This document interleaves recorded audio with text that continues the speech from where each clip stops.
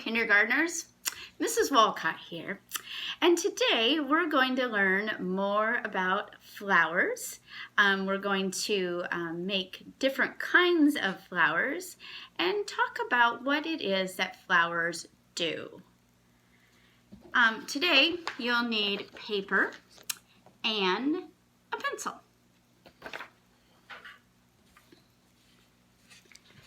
Let's start today talking about what flowers do. Today, I am learning about the jobs of the flower.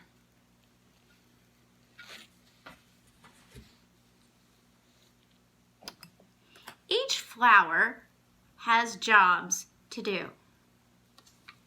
We talked about the different parts of a plant and how they all have jobs. Well, flowers also have jobs. Now, look at these different kinds of flowers here today. Do you notice that they're different colors? One of a flower's job is to be colorful and attractive so that insects and birds will come to the flower. As an example, this is an Anna's hummingbird. Hummingbirds come to flowers. They see the beautiful colors and they're looking for nectar, sweet nectar. But as they rub their beaks inside of the flower and sip the nectar with their tongue, some of the orange and yellow particles inside of the flower, the pollen, get stuck on the hummingbird. And then when it meets another flower, like this beautiful purple one, it puts the pollen inside of the flower. So hummingbirds move pollen around. That's called pollination. Let's say that. Pollination. Now, the most common pollinator, though, is not the hummingbird. It's our bees. Bees do the same thing. They come looking for that sweet juice inside of the flower, the nectar, sip it, and then some of that pollen gets stuck on them, and then bzzz, they fly around until they land on a different flower and pick up some more nectar and drop off some of that pollen. Again, pollination.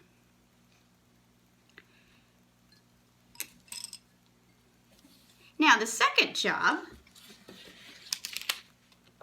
so let's go back to job number 1. Invite bees and birds to come. So flowers want to invite bees, insects, and birds to come. The second job is to make seeds. So after the bees and birds come inside of the flower and they drop off the pollen, pollination occurs, then the flowers make seeds. As an example, here is our dandelion, all closed up. We don't see the beautiful yellow, we don't see the petals. But if we break it open now with our fingers like this,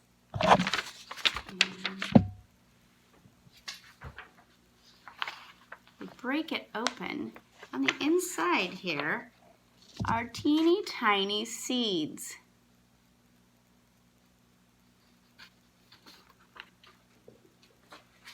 And later, the seeds of a dandelion become soft, like a puffball that we can blow and spread those seeds, and then they eventually make more dandelions. So the second job of a plant, a flower, is to make seeds. And there are many other jobs of flowers.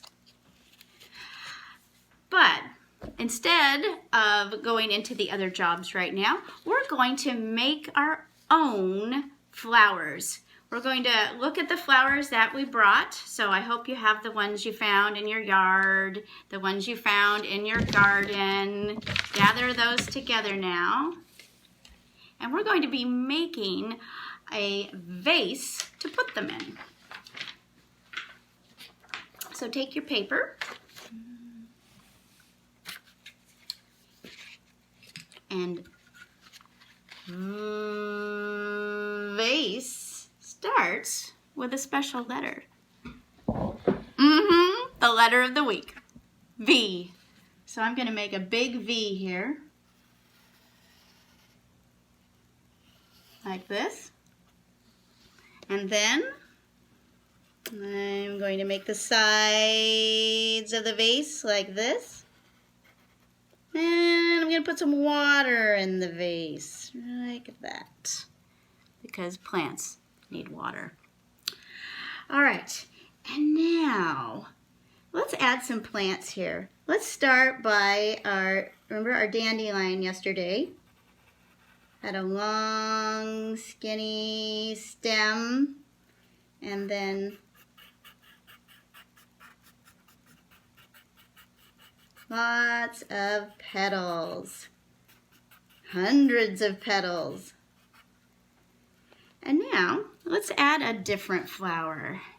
Take a look at this beautiful flower. Do you know the name of it?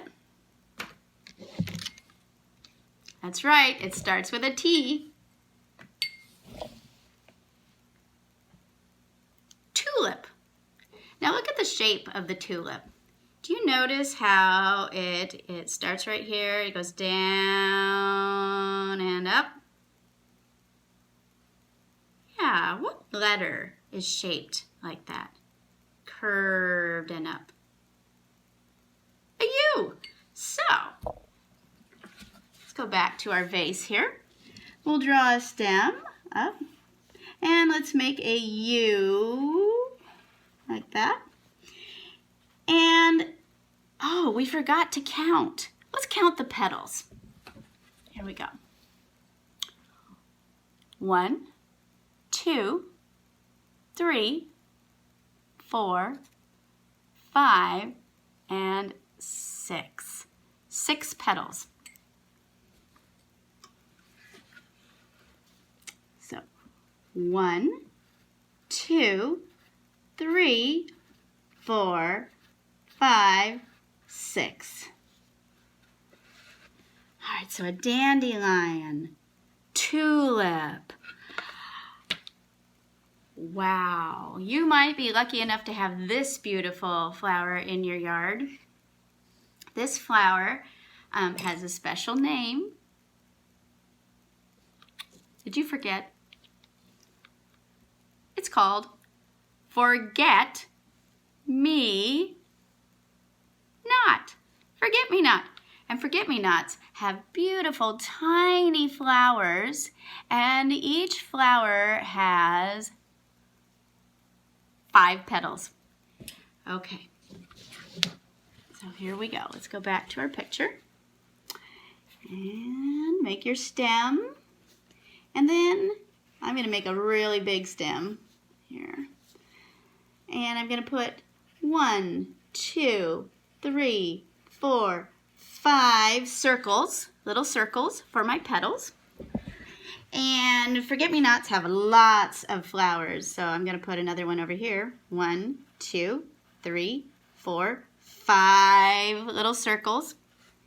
And here, 1, 2, 3, 4, 5 little circles. And one more flower. You might have room in your vase for this one.